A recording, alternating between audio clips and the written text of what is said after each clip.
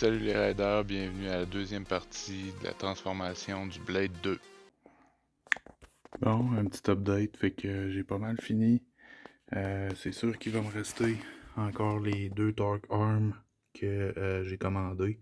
J'en ai mis un check bar pour le moment. Ça devrait faire l'affaire. De toute façon, j'ai pas encore la grosse batterie, donc avec les deux petites batteries, il devrait pas y avoir trop de torque là, au niveau de la roue, fait que ça devrait bien se faire. Fait que j'ai celui-là ici, celui-là ici.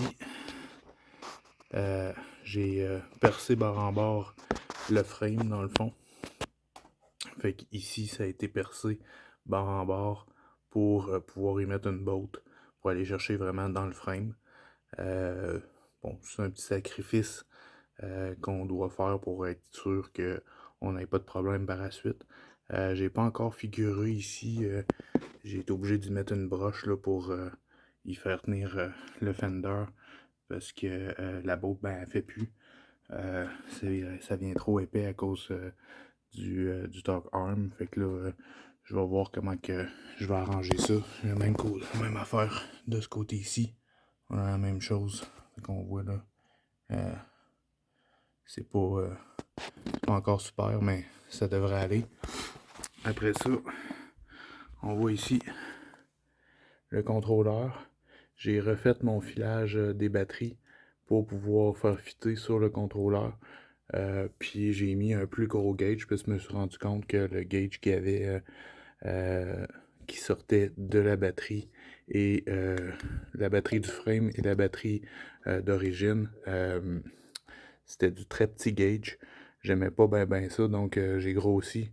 J'étais allé chercher du 12 à la place, fait que ça devrait être pas mal mieux, là, puis éviter du chauffage.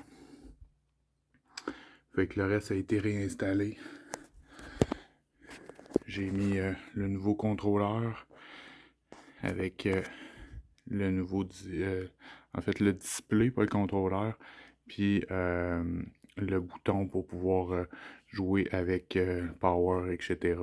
Les nouveaux breaks, les breaks, comme je vous disais, il fallait que je les change de bord pour pouvoir avoir la vis sur le dessus. Fait que ça a été fait des deux côtés.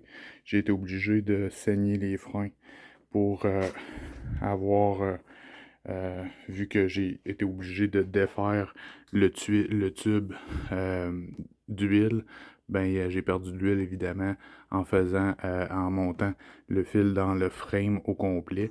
Donc tant qu'à avoir monté, avoir ouvert le côté du frein arrière, ben j'ai ouvert les deux pour pouvoir switcher mes poignées de côté. C'est beaucoup mieux de ce côté-là. C'est quand même je peux pas dire que c'est super difficile. C'est quand même plate à faire par contre, mais c'est quand même pas si pire, là, t'sais. Fait que ça fait quand même bien en tout. Fait que j'ai ma poignée ici. L'autre côté, la même chose. Fait que demain, je vais aller faire une petite ride pour voir comment que ça marche tout ça. Malheureusement, j'ai pas encore les lumières de cet été. Je suis encore en train de penser à qu'est-ce que je vais faire.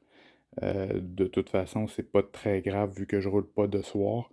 J'aurais aimé pouvoir avoir les lumières de frein arrière fonctionnelles, mais bon, ça sera pour plus tard. Je verrai. Ça se peut très bien que je finisse par acheter un kit complet, puis tout le changer, puis avoir aussi les, euh, les lumières, les clignotants gauche-droite. Fait que ça reste à voir. Là. J'ai pas encore choisi là, ce que j'allais faire avec ça, parce que c'est quand même assez dispendieux. Fait que pour le moment, je pense que le build il est assez satisfaisant comme il est là. Je vais vous dire que ça rajoute quand même pas mal de poids, tout ça. Là. J'ai hâte de voir comment que ça va se comporter sur la route. Je l'ai fait fonctionner pour pouvoir setter le contrôleur. Je suis pas super sûr des settings que j'ai fait, fait que c'est ça qui reste à tester pour voir. De toute façon, comme c'est pas la batterie finale, ça va sûrement rechanger éventuellement. Mais pour le moment, ça devrait faire la job pour aller se promener un peu avec ça. Fait que on va voir comment ça va se passer demain. J'ai bien hâte d'essayer ça. Bon, un petit update, fait que je suis allé faire ma run que j'avais dit que je faisais. Une tonne de fun. Franchement, c'était assez extraordinaire. J'ai pas pris de vidéo parce que bon, j'avais pas l'intention de faire une grosse ride, puis de toute façon, j'ai comme pas remis encore mon setting pour pouvoir prendre des vidéos qui avaient du bon sens. Fait que j'ai juste été l'essayer. Je me suis fait quand même une petite ride là, quand même assez intéressante. Pas super longtemps là. Je suis parti quelque chose comme à peu près 1 heure. Comme je pensais, bien évidemment, les batteries qui viennent avec le vélo, elles sont quand même pas très puissantes, donc bien évidemment, elles se sont vidées quand même assez rapidement. C'est sûr que par rapport à l'autre moteur que j'avais auparavant, ça réduit quand même beaucoup le range, mais c'était aussi parce que il faut dire que j'ai quand même j'y ai donné pas mal parce que je voulais voir là, quel genre de top speed là, que je serais capable d'avoir avec ce setup-là, avec ces batteries-là. Fait que c'est sûr que plus que tu tires du jus des batteries, plus que dans le fond, tu réussis à vider tes batteries rapidement. Donc, c'est assez satisfaisant, je vais vous dire, bien franchement, là, je suis quand même agréablement surpris de la quantité de puissance qu'on est capable de sortir de 2 petites batteries comme ça. Je vous rappelle que c'est quand même 2 batteries de 52 volts, 15 ampères chaque, 15 ampères heure chaque, qui donne un 30 ampères total. Je ne l'ai pas mis dans le blender, donc vraiment, là, ils sortent des batteries puis ils s'en vont direct dans le contrôleur. C'est assez impressionnant ce qu'on est capable de sortir, mais bien évidemment, plus que tu tires de jus, moins que tu vas aller loin. Ça fait chauffer aussi pas mal les batteries, fait qu'il faut faire quand même attention. C'est sûr que c'était un road test pour voir la capacité, qu'est-ce qu'on est capable de faire. La prochaine fois, je vais rouler un peu plus relax, je vais voir sa piste cyclable, voir plus dans le 30 km/h là, pour essayer de voir quel genre de range on est capable d'aller chercher par rapport pour faire une espèce de compte rendu puis de différence entre le contrôleur de base et le nouveau contrôleur puis moteur de base versus le nouveau moteur. À part de ça, les pneus, c'est extraordinaire, ça fonctionne vraiment très bien. Je suis assez satisfait du roulement que ça nous donne. À part de ça, il va peut-être avoir un peu de setting là, au niveau des chocks. C'est sûr que là, on a rajouté quand même pas mal de poids, donc peut-être un peu d'ajustement au niveau des chocks, mais sinon, ça fonctionne assez fantastiquement bien. Il y a les freins que je suis plus ou moins satisfait. Je ne sais pas si parce que je les ai mal saignés, je les trouve un peu mous. Quoique ça freine quand même relativement bien, mais ça pourrait être un peu mieux que ça. Fait que il va falloir que je vérifie ça un peu. Peut-être qu'il restait des bulles un peu là, à l'intérieur de mes tubes et je m'en suis pas rendu compte, puis que ça crée un peu là, de mou dans le frein. Ça va être peut-être à ressaigner éventuellement. Pour le moment, ça fait quand même assez bien pareil, là, donc c'est pas si pire que ça. Fait que c'était le petit update pour vous. J'espère que je vais pouvoir vous donner plus une run éventuelle là-dessus.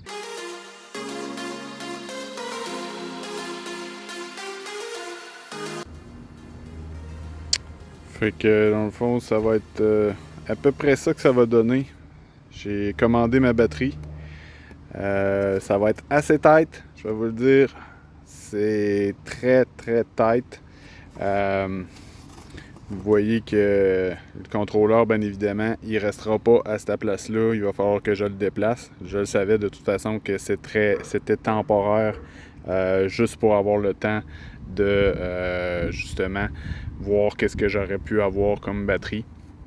Ça se trouve à être dans le fond une batterie qui est pour les vélos de montagne Stealth Bomber. Vous avez sûrement dû en voir passer sur internet. Il y a différents modèles. Fait que ça va être une batterie de 72 volts, 45 ampères heure. Malheureusement, j'ai pas pu avoir les molicelles comme cellules à l'intérieur de la batterie. Mais c'est quand même des bonnes cellules qui vont être dans l'autre batterie. Dans le fond, c'est du LG. Ça va être quand même un bon rate de décharge, fait que ça va donner quand même de quoi d'assez intéressant. Je vous dirais que même présentement, avec les deux batteries 52 volts, c'est une tonne de fun déjà, fait que c'est sûr et certain que si on rajoute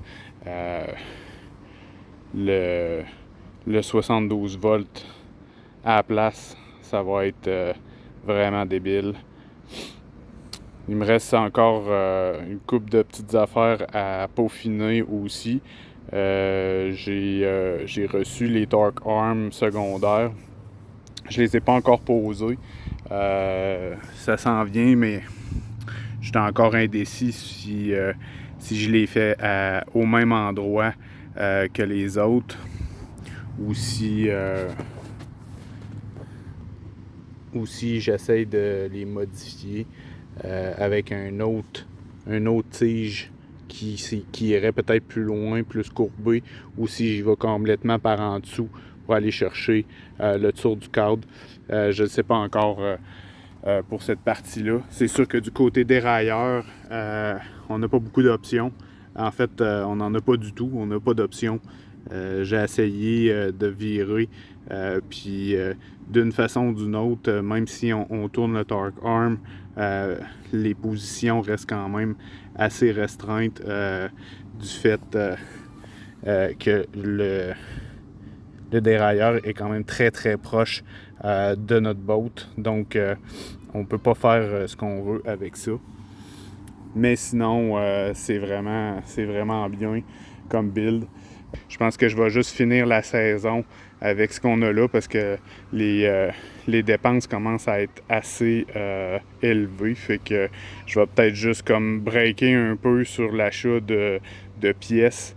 On va se concentrer sur l'installation de la batterie qui va être quand même une bonne job parce que le contrôleur va se retrouver probablement ici à l'arrière qui va venir se jammer entre les deux chocs puis la lumière arrière. Là.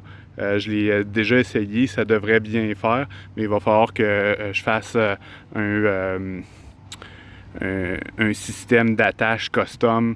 Ça va être un petit peu plus compliqué à taponner. Puis la batterie en tant que telle, ben là j'ai deux options. J'ai l'option d'y aller avec un fini cuirette comme le banc, qui serait plus comme une espèce de poche suspendue avec des straps qui viendraient se pogner en dessous et sur le côté du frame.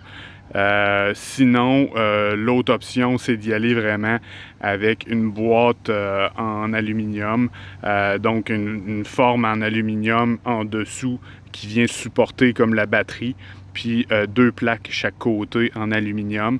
Ça ferait probablement aussi vraiment beau. Mais pour le moment, je ne sais pas trop sur quoi je m'enligne. Ce qui est le fun, c'est que pour la cuirette, il m'en reste probablement assez pour faire ce que j'aurais à faire. Donc, j'aurais pas d'achat de cuirette à faire parce qu'il m'en reste. Sinon, dans l'aluminium, c'est un peu plus touché parce que l'aluminium, moi je peux pas la souder, je suis pas équipé pour ça. Il faudrait que je fasse affaire avec une compagnie qui ferait les soudures. Fait que là encore c'est probablement encore des sous, sans compter le matériel. Donc pour le moment, je suis un peu indécis à ce niveau-là. Je vais voir comment que ça va se présenter à moi, là. Je vais encore réfléchir parce que de toute façon, la batterie, elle n'arrivera pas tout de suite. J'en ai probablement, dans le meilleur des cas, 2 semaines d'attente. Dans le pire des cas, peut-être 1 mois d'attente avant d'avoir la batterie. On va voir, on va espérer qu'on va l'avoir le plus rapidement possible pour être capable de au moins l'installer temporairement puis aller faire une coupe de ride pour essayer ça.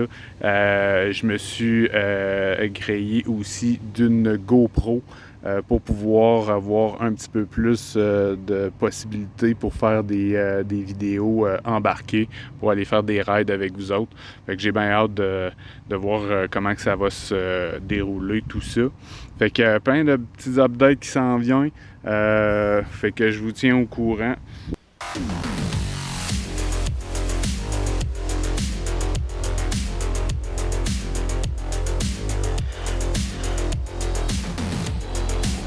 Fait que là-dessus, je vous dis à plus.